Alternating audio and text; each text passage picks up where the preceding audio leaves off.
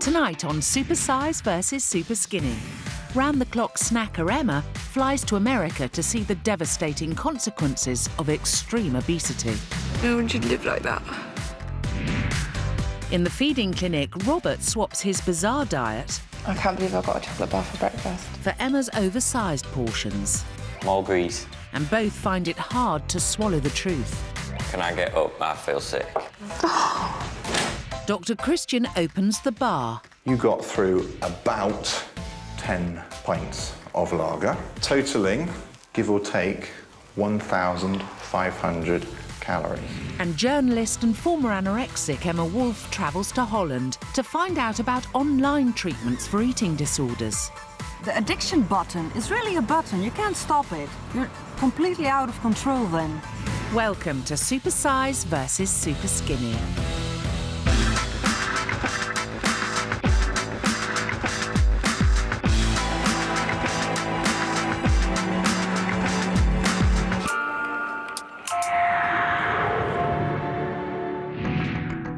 Britain's waistlines are getting bigger. We're ranked as one of the top 10 heaviest countries in the world, along with the United States and Australia. Our weighty problems are starting in the playground. 1 in every 3 children leaving primary school are either overweight or obese. And it's not just the UK facing a big fat problem in the next generation. In the US, 17% of kids aged 2 to 19 are obese, and here in Texas, that figure is even higher. But there are some people here trying to do something about it. McAllen, Texas is America's fattest city, with obesity levels of nearly 39%. These children are all part of the City of McAllen's Run for Success programme. This scheme aims to combat childhood obesity by getting kids active. Today's 5-kilometre run is the culmination of the citywide fitness project. We have 10 sites and about 1,200 kids every day. And it's a recreation program where they go in and do a little homework, and then afterwards we give them activities to do. In the process of it, I said, well, we would like to challenge them to do an event like this and run a 5K, 3 miles. And we hope to get about 10 kids per campus and ended up having over 200 that enrolled and stayed with the program throughout the 12 weeks. The number of children taking part in today's run shows how successful the initiative is. Are you ready for this? Yeah! Are you sure you're ready for this? All right then. Go. It's a proud moment for parents watching on. Have you got a child who's in this race today? Yes, I do. Who is it? Marlene Lara. Why do you think there's such a problem with obesity in children in this area in particular? Obesity, I think, starts with in our education as a parents, and also economically. In McAllen, nearly 35% of people live below the poverty line. According to a Gallup poll, Americans living in poverty are more likely to suffer from health problems, including obesity. Guys, you've just finished. That was really good. How are you feeling? You look exhausted. Are you? Yes. As a reward for their hard work, it's fresh fruit and lollies. Many of the kids here have already signed up to running clubs and other activities locally. So for McAllen, it's a step in the right direction. This is such a great sight to see. Growing a strong and healthy body to set them up for life is so important for these kids. It's going to improve their self-esteem, it's going to improve their confidence, and it works wonders for behavioural problems too. This is the generation that we need to target because it's been predicted that if we don't change things now, this is the generation that may not outlive their parents. Anxious to ensure that we in the UK aren't eating ourselves into an early grave, Dr. Christian wants us to wake up and smell the muesli. He's brought together 8 supersizers and 8 superskinnies, whose disastrous diets are at opposite ends of the scales. Emma, come on over. So, for your time in the house, you are swapping with Robert.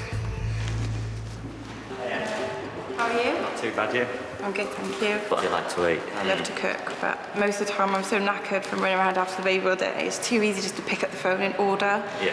My husband comes home at like 8 o'clock and I'll have something again with him. It would fit probably 2 of my arms in one of yours. I think like the top of my arm's even bigger. Yeah. So I think that's like 3 of yours. Wow, quite a bit of a shock, just because of the size of her, but she seems a really nice woman. Looking forward to like spending a couple of days, see what she eats and see how she eats. He's just so tiny, bless him. He looks more like a little boy rather than actually growing into a man. Robert rarely eats 3 meals a day, whereas Emma will eat dinner with the kids and then happily tuck in again later when her husband gets home. Although seemingly poles apart, I think we can find some healthier common ground. 24-year-old mum of one Emma Cain is a lager-guzzling round-the-clock snacker with a 24/7 obsession. I think about food most of the time. I kind of plan my day around food. As soon as I've had my breakfast, I'll think, when I'm having lunch, what sort of time is that going to be? Again, I'll be thinking about tea after lunch, thinking, what am I going to cook? What am I going to do with it? Where am I going to be when I have tea? Emma's eternal appetite has her tipping the scales at a mighty 22 stone. Since baby Leah came along 20 months ago, Emma spends most days at home looking after her. With time on her hands, she's piled on 13 pounds this year alone, from her constant grazing, lager loving, and lust for takeaways. Hello, can I place an order for delivery, please? Mom. Takeaway pizza is the worst one. I absolutely love it. Hello, how are you today? Thank you, yourself. I'm good, thank you. Yeah, enjoy your meal. Thank you, bye. If I know I have leftover pizza, I think I do dream about it. I'm dreaming, sort of thinking, I know that that's there, so I'm waiting to have it the next day.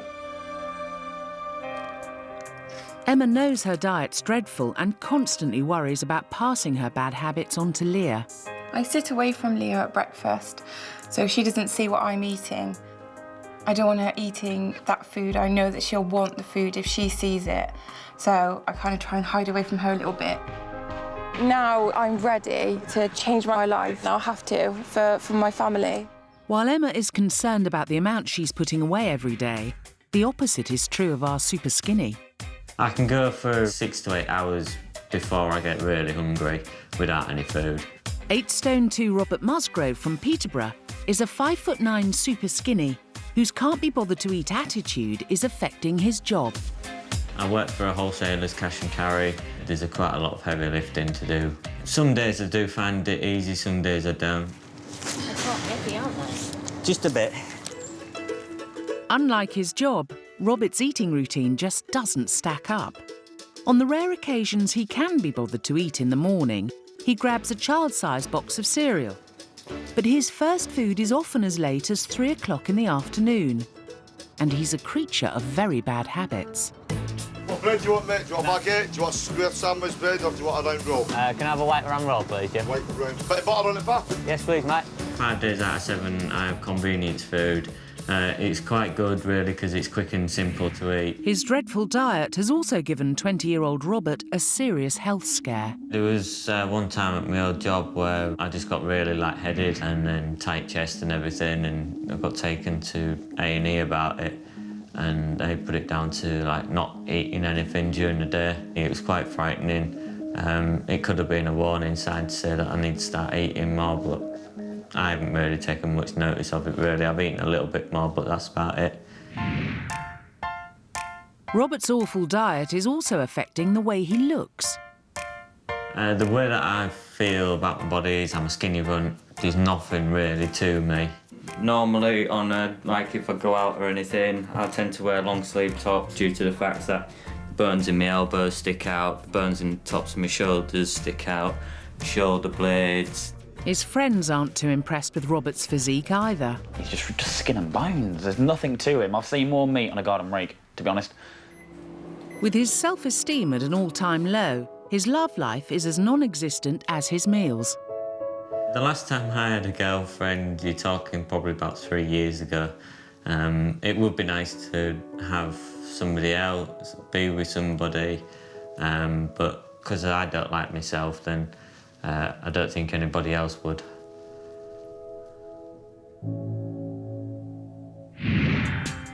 Before Supersize and Superskinny enter the feeding clinic for 2 days intensive treatment, Dr. Christian's giving Emma a Supersize kick-start. He's sending her to America to witness the terrifying consequences of a lifetime of eating junk. is it. It's 8:15. I'm at Heathrow, waiting to go. Really nervous, really excited, but really good and really positive. I can't wait to get started. Awaiting Emma's arrival in Indiana is a morbidly obese grandmother who suffers from a catalogue of diet-related health problems. My name's Stacy Smith. I'm 48 years old and I weigh over 32 stone. Dr. Christian hopes that Stacy will give Emma an insight into what life could be like if she keeps piling on the pounds.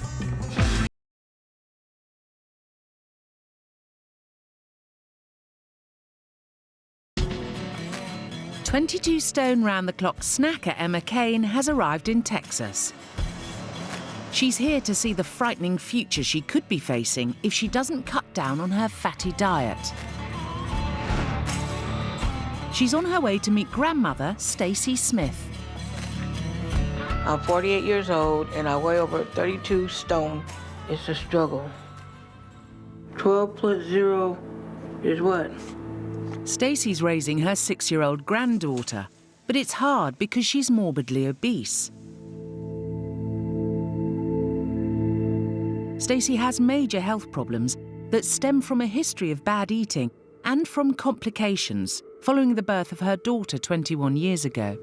I have lupus, diabetes, and lipedema. Lipedema is where it's a lot of fluid that builds up in your body, and you got to try to have therapy to try to push the fluid out. Dr. Christian first met Stacy last year when he visited her home of Evansville, Indiana, which topped the polls in 2011 as America's fattest town. She was winched into a bariatric ambulance, or jumbulance, designed to cope with patients weighing up to 100 stone. It takes her to one of 3 weekly appointments at the local hospital. Did you ever imagine you'd need all of this? No. The lymphedema has made Stacy's weight problem even worse, but she was 21 stone even before her daughter was born. Virtually the same weight Emma is now. Dr. Christian doesn't want Emma to end up with these terrible health problems. Coming to America to meet Stacy could be the most important trip of her life. I am feeling quite nervous about whoever I'm going to meet today, but I'm really excited at the same time, and I'm hoping for a shock factor, something to really sort of show me that I need to change. Hello. Nice to meet you. I'm Emma. Nice to meet you. I'm Stacy. Have a seat. Thank you. So, what sort of health issues and things then are you facing at the moment?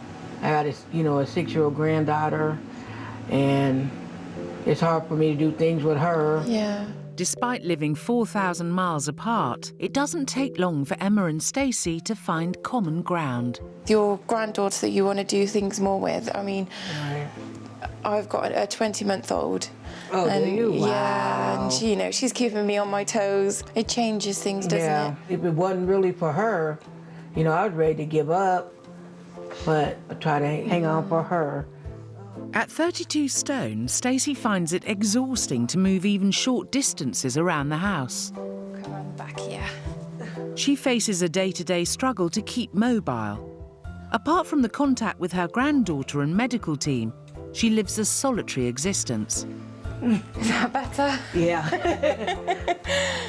But Stacy's keen to show Emma the realities of everyday life when you're 32 stone.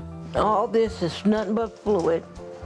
How'd you get shoes? Well, I have to have my shoes made. They mold my feet and see how big the swelling they got. Then they make my shoe. Would you love to just be able to go out and pick your shoes? And... Oh, yeah. I would love to do that. Her immobility and her legs as well, and the position,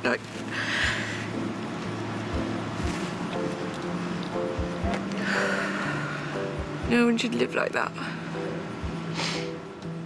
If moving around inside the house is hard enough, walking a few steps to get outside is an epic journey. Oh, fine. Emma's about to see just how difficult it is for Stacy to do something normal. They're going to pick up Stacy's granddaughter to go to the park.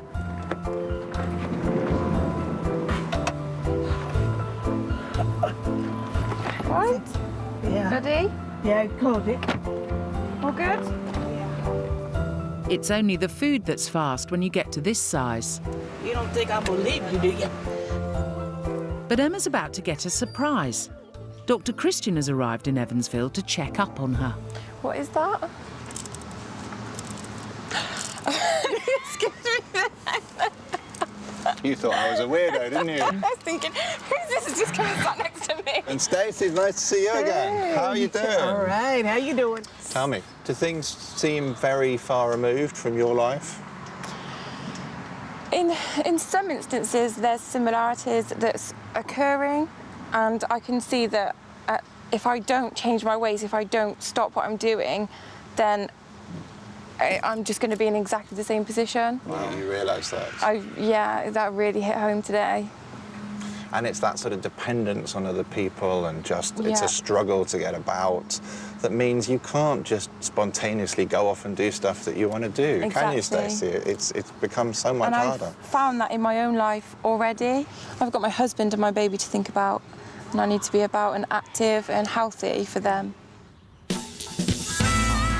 Right, we're here. Come on, Stacey, Emma, let's go.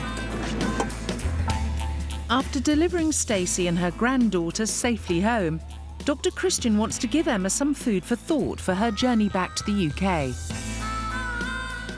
I want you to have a little think about everything that you've seen and done here and sort of put it together into a little package in your memory that you're going to use, and think about your eating habits now. Why are you eating the way that you do? What's going on? What's driving you? That's what I want you to work out over the next few days until I see you again. All right? Yes. Obviously, it's been lovely to meet you. Thank you so much for letting me into your home and everything, and obviously meeting your beautiful granddaughter. I really enjoyed it. Good. It was real nice. You take care. I will. No. It's so good to meet you. No, meet you too. I've just got to change. I have to do it now because I just can't let myself get to that point. I can't let my daughter see, even just where I am now, but to get to the point that poor Stacey's in, just, that's not fair on anybody in any family. If I could give Emma one piece of advice, that would be, trying to lose that weight. I don't want to see her gain any more weight where it's going to cause a lot of problems. Emma's back in the UK and about to check into the feeding clinic. Joining her is super skinny Robert, who just can't be bothered to eat. Before they get started on their 2-day diet swap, Dr. Christian wants to see them both, starting with tiny warehouse worker Robert. Weighing in at just 8 stone 2 pounds, Robert survives on a diet of pretty much nothing. His constant meal skipping means he undereats by 1,200 calories a day. So just doing a quick analysis of your food diary, your daily calorie consumption on average was about 1,300 calories a day. A 6-year-old boy's is about what yours is. And that's really not good, is it? No. Given the weight that you are, you're at significant risk of a relatively minor illness for someone being a major illness for you. Something as simple as a diarrhea infection kills you. Really. Until somebody puts it in front of you and shows you how much or how little that I actually eat, it's not until then when it hits you. While Robert needs to take more time to eat, Emma has no such problem. Weighing in at 22 stone, she's a staggering 11 stone overweight for her 5'6" frame. The overall daily calorie intake that you're on is enough for 2 women. You're on 4,000 calories a day. That will mean you will continue to put on weight more and more and more because it's way above what your body actually needs, okay? The good news is that many calories is quite easy, actually, to cut down in places without you noticing it too much. It's time for Supersize and Superskinny to swap diets. First up, the most important meal of the day, breakfast. Wow, that's huge. Is that it? Yep. Emma's day often starts with a fry-up. On the menu, 2 sausages, 2 fried eggs, 2 rashers of bacon, fried mushrooms, baked beans, 2 pieces of buttered white toast, all washed down with a pint of cola. Enjoy. Thank you. Try and be full. When Robert can be bothered to open the cupboard, he sits down to a child-sized box of cereal with semi-skimmed milk. And that's exactly what Emma's served up. I honestly don't know if I'm going to be able to eat all this. Have a good go. No, I definitely will do. Breakfast was massive, and that's putting it nicely. Do you feel sick? No, I just feel really, really full, really bloated. I couldn't believe I was sat there eating a tiny bowl of cereals and he was eating all that. I could have just easily tucked into that. I was so hungry. Full up after just a few mouthfuls of Emma's enormous breakfast, 4 hours later, Robert can only dream of hunger pains. Because lunch is served. It's Robert's chicken and cheese microwave wrap with no drink versus Emma's double burger and chips with a pint of cola. Do you really just survive on that tiny portion? To be honest, when it gets put in front of you like that, it is quite shocking how small it is. If Emma's greasy, oversized portions have defeated Robert, her supersized supping habits could leave him unsteady on his feet. Dr. Christian's opening the bar, and he's about to call last orders on Emma's unhealthy drinking habits. I'm going to show you about calories and alcohol. I've got some cards here with different calorie values on, all right? And what I want you to do is put them in front of the drink you think they belong to. So, you've gone for the most calories goes for our super sweet alcohol pop, and the least calories is the shot of whiskey. Well, let me tell you now, you're absolutely right. Tot of whiskey has fewest calories of the lot of them. Emma has also correctly guessed that a measure of gin is 85 calories and a small glass of red wine is 100 calories. But you'll never guess which one she's got wrong. It's the lager that has the highest calories, and you look suitably shocked by that. I wasn't expecting that, no. Alco Pops can vary, but on average there's 150 calories in each bottle. But lager, Emma's favourite, can add up to an eye-watering 200 calories a pint. I then tell you that in your food diary that you got through about 10 pints of lager, almost in a night, totaling, give or take, 1,500 calories. If you tend to do this roughly on a weekly basis, you will get through 521 pints in a year, which is the equivalent of, turn around, 6 kegs of beer a year, which in calorie terms is the equivalent of 19.5 kilos of sugar a year.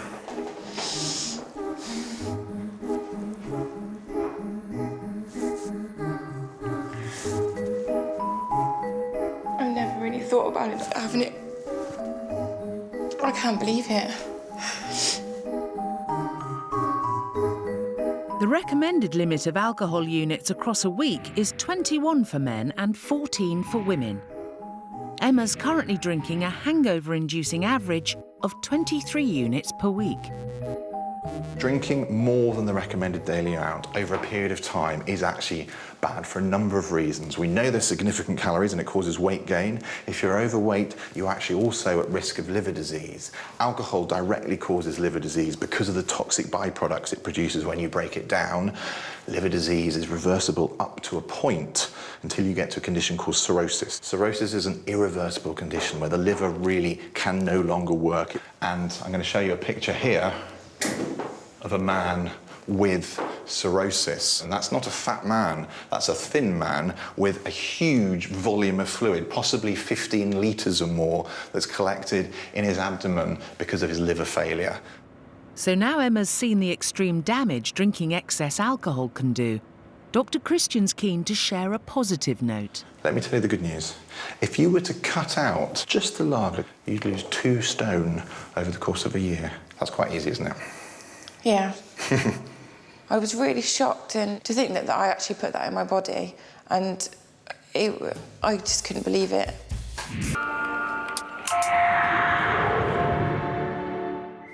In the feeding clinic, 22-stone round-the-clock snacker Emma and 8-stone 2 pounds can't be bothered to eat Robert are swapping their terrible diets in a bid to shock them into changing their ways. Yeah, try and be full. So far, Emma's been left unsatisfied with a child-sized portion of cereal. Lunch wasn't so hearty either. A chicken and cheese microwave wrap. She's not impressed.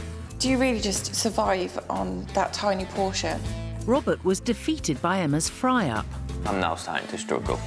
But he did give her lunch of double burger, chips and a pint of cola a good go.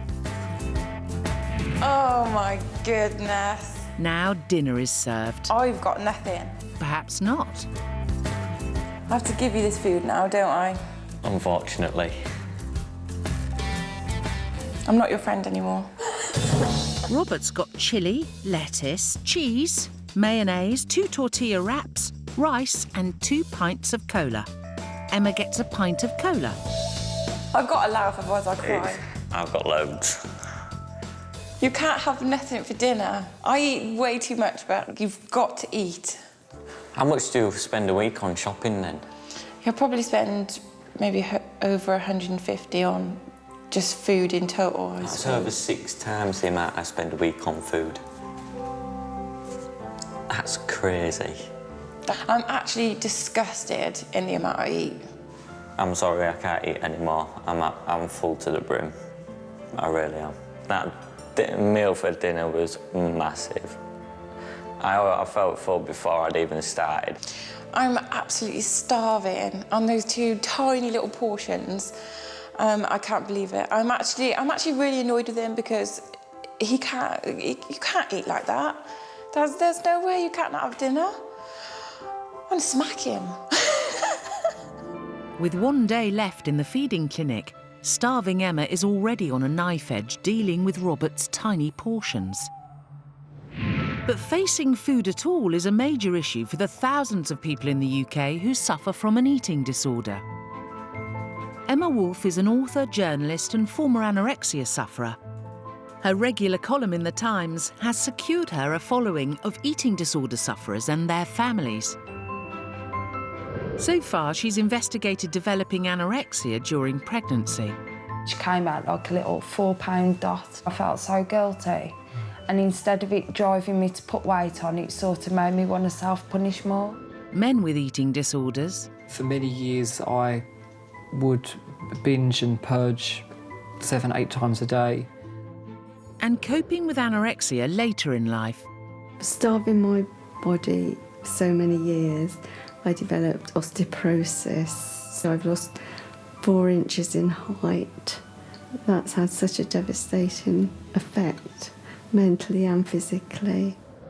There are many ways to treat eating disorders, including cognitive behavioural therapy and counselling. Emma visited a psychiatrist to help her deal with her anorexia. I had an amazing psychiatrist for about 8 years. And it's good in that it gives you a space to talk about things that are worrying you. It gave me a space to talk about things that were worrying me. But no one can do it for you. No one can eat for you. No one can gain weight for you. You have to do that. In Europe, a pioneering treatment is available.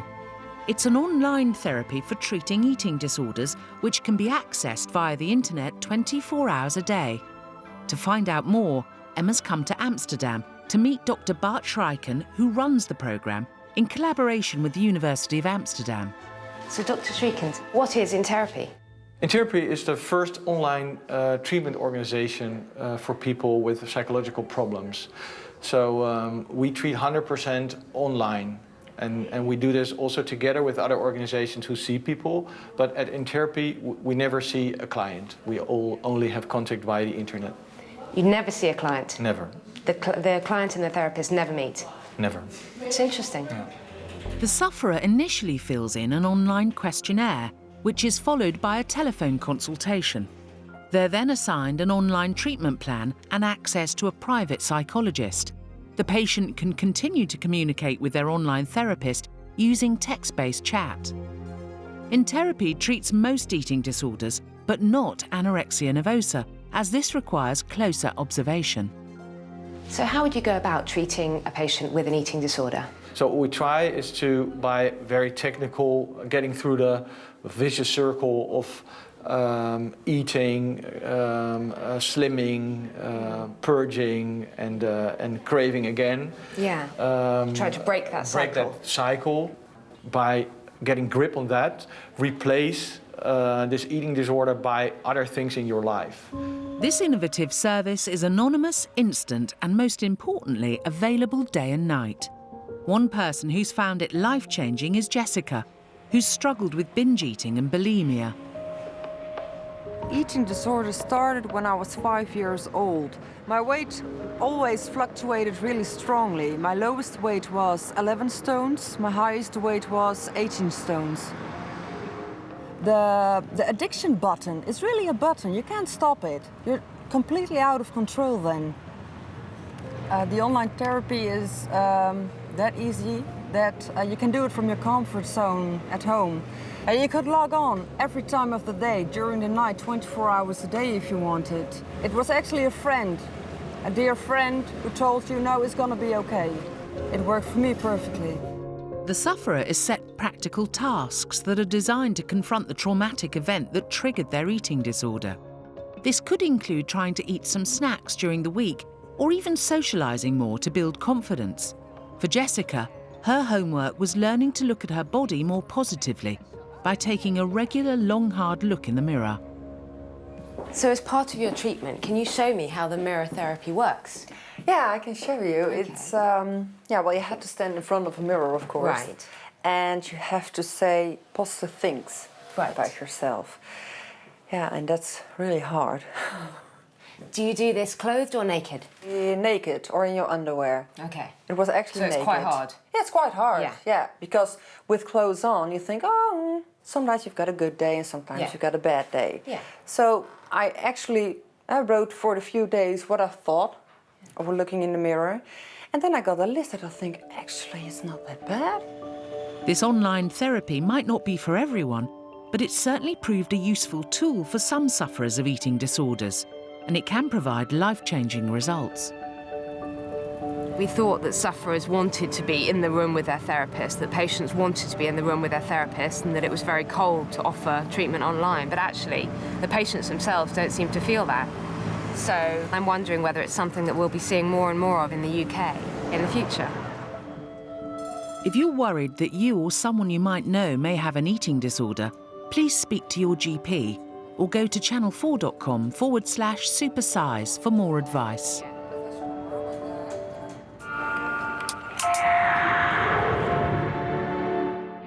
It's day 2 in the feeding clinic. Round-the-clock snacker Emma has a rumbling tummy after being served up just a pint of cola for last night's dinner. I'm so hungry. I better have breakfast. For breakfast, she's swapping her 4 fried sausages, mushrooms and 2 buttered white rolls for Robert's 2 fun-sized chocolate bars. And she's not happy. I can't believe I got a chocolate bar for breakfast. So why would you go for an easy option and just have a chocolate bar for breakfast? Just probably pure laziness, really. Just not wanting to make myself a bowl of cereal or something like that. It's pretty easy to make cereal or toast, though, isn't it, for breakfast? That is really lazy, isn't it? Mm. Emma might not be happy, but Robert's not impressed either, with another oversized breakfast. More grease. Yeah. Is every breakfast fatty?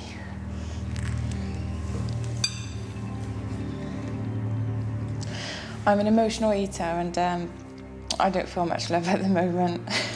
I was so annoyed with him. I just looked at my plate and I was like, there's no way. That's it for breakfast. Lunchtime and moods aren't improving. Oh my God. It's Robert's mini bowl of porridge with semi-skimmed milk and sugar versus Emma's ham, cheese and pickle sandwich on white bread with a family bag of crisps, white chocolate chip cookie and a pint of cola. It's nice to see something that's not greasy for lunch, but that is a massive portion, again. You say that my diet's appalling, yes, I agree with you there, but I do think yours is quite appalling as well. I've had a full English breakfast, 2 sausage butties and then fast food as well in the space of a couple of days. So your diet is quite shocking as well as mine.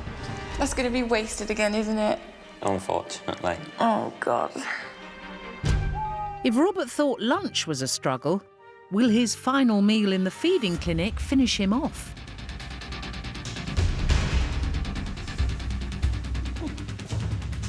How many lagers? 6.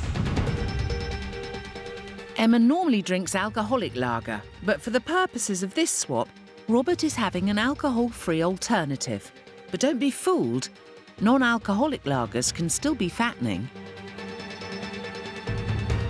While Robert gets to grip with the huge volume of liquid calories, plus a large, thick-based pepperoni pizza, Emma gets 2 very small ladles of tomato pasta. And it proves too much and too little for Robert and Emma.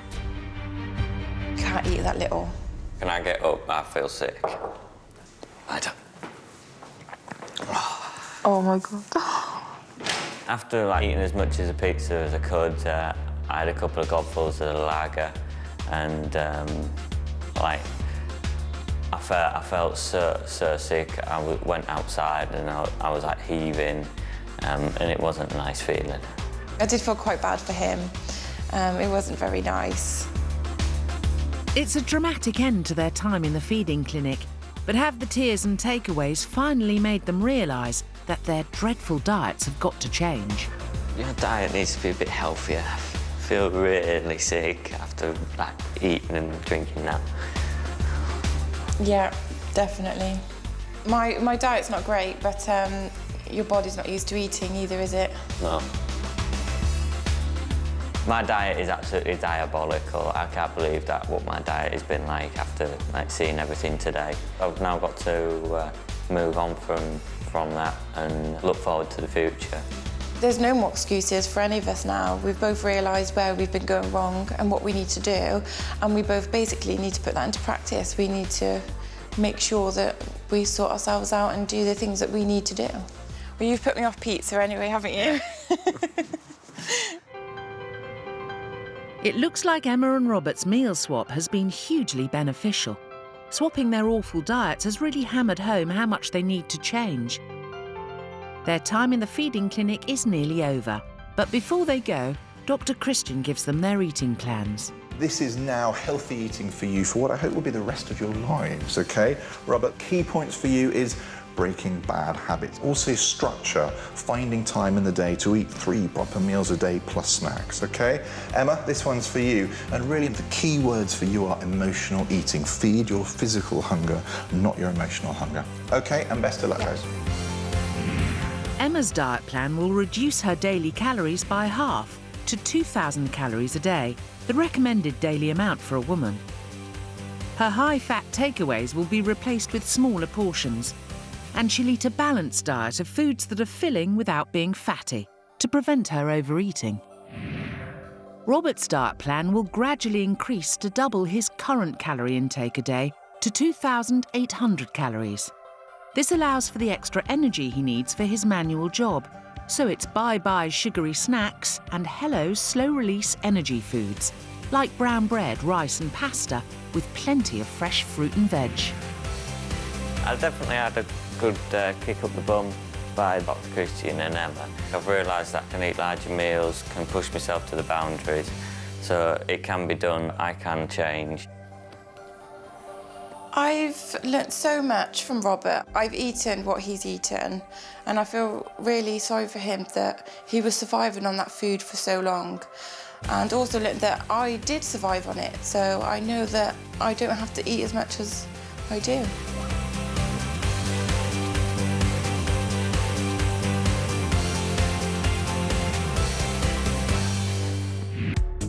It's been nearly 2 months since round-the-clock snacker Emma and can't be bothered to eat Robert left the feeding clinic.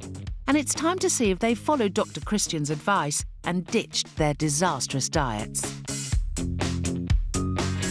I'm really excited, nervous at the same time, but I just can't wait to know how much I've lost, basically.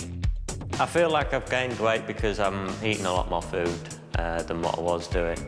So hopefully I have put on weight. Now you, I think it's fair to say, we're a bit of a lazy eater. Tell me about the different types of food that you're eating now. I'm eating more fresh fish, butchery meat, and trying more spicy food as well. And how are you feeling in yourself about all this? My mates notice that I'm more confident and stuff like that. I'll start talking to people and other bits and pieces, so my confidence levels have gone up. This is all really good news, but remember, it's not a quick process. It certainly doesn't happen overnight. And you had an awful lot of bad habits that you had to break and then new ones to introduce. But it sounds like you're well up and running now, aren't you? Oh, yeah, definitely. So what's the secret? Eating food. It's not hard, really, is it? No. You admitted yourself that you sort of thought about food all the time. You dreamt about food. Has that changed? I'm planning meals and thinking about it in a healthier way rather than craving foods and waking up thinking I want a fry-up or something like that. So that's really good. Now, I had to give you a bit of a talking to about your beer. You loved a beer or two or three, didn't you? Yeah. Are you still enjoying your beers or have you cut them down? I've cut them down pretty much none at all. When I do have a drink, I have rosé wine and diet lemonade. So I'm trying to just stay clear of the beer completely. Now, you've made some pretty drastic changes, haven't you, altogether? This can't have been easy, can it? Do you sort of lust after the old ways or not really? I do a little bit, but you just push through and just don't want to go back to that place. I want to keep moving forward and losing the weight until I'm happy. So you're pretty sure you've lost some weight? Yeah. Good. Well, we will find out. Time for Emma and Robert to be reunited. Hello, how you doing? Oh, you look amazing. And yourself? Oh, God, you look so different. And you? Oh, you've done so well, haven't you? How do you feel? I feel great. I feel really good. I'm really proud of myself. I think you'd be proud of what I'm eating now. If we had to do a swap, I reckon you'd be like, yeah, there's some food. Right, let me interrupt you guys. Nice to see each other again. Yes, this is brilliant. I think you two are changed people, and I absolutely mean that. You look so different from the rather pale, sickly-looking chap I welcomed into the feeding clinic. Really, don't you think? Yeah, definitely. And you are glowing. It's a cliche, but you're glowing.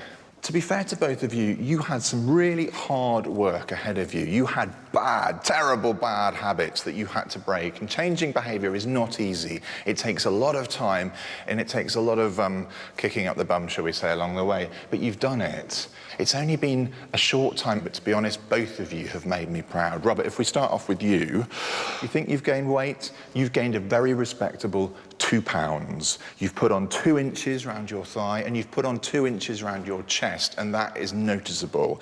It takes time, so keep going. Think about in 6 months or a year's time of you doing like this, and I think you'll be putting on near a stone or so, which will make a massive difference to you. So what do you think of that? Well done. That's brilliant. I'm so happy for you. Are you pleased? I am pleased that I've put on weight. A little bit disappointed that it's not a little bit more. Right. A gain is better than nothing, isn't it? Absolutely. It means the changes that you've made are working. For me, I'm completely happy that you are on the right track and will continue to do so. Absolutely. Well done. Thank you. Emma, what about you? In an ideal world, what would you like to have lost? I would like to have lost around the stone mark. Maybe just over. Really? That's a lot. Yeah. You sure? Oh, Emma. I don't know. You haven't lost a stone. You've lost 1 stone, 7 pounds. Far, far more than a stone. You've lost 1.5 stones. Oh, my God. You pleased? Yeah, I really am. And you've lost 6 inches off your tummy. You didn't think you'd do that, did you? No. And I'm sorry for teasing you in that way. But you've done so, so well. I am really, really happy for you. So very, very well done indeed. Thank you. Thank you. I'm ecstatic. I'm so happy. I didn't realise I'd done that well, so I'm really happy. I'm quite happy that I've put on 2 inches on my thighs and my chest, which is quite a big difference for somebody my size. So hopefully I'm just at that tipping point now where I'll start putting weight on. It's really important for me that I'm doing this for myself and for my family, and I feel like I've turned a big corner, so I'm just really looking forward to the future.